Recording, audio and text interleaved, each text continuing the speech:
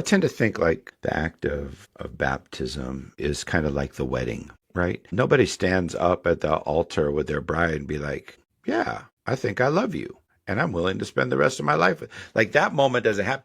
That moment has already been decided. And now the event is sharing that decision with all of the people who are most important in your life. To me, that's kind of what the ceremony, or not the ritual. I actually like the Catholic term, the sacrament. Like Hmm. it's a sacred moment of baptism. You've already made this decision to follow Christ. Now you're just inviting everybody and making this kind of public declaration known of your love for God and the realignment. And again, it's actually following Jesus's example, right? If you would think that anybody who didn't need to be baptized, it would be the Son of God. And yet he still gave himself to the process of submitting his life. It was a sign of his submission to God's will, even for his own life. And remember, there were some significant words that all the gospel writers record that as Jesus came up out of the water, the gospel writers say,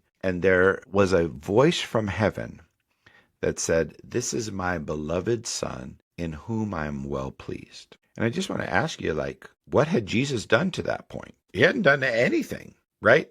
In fact, all of his doing didn't start till after that.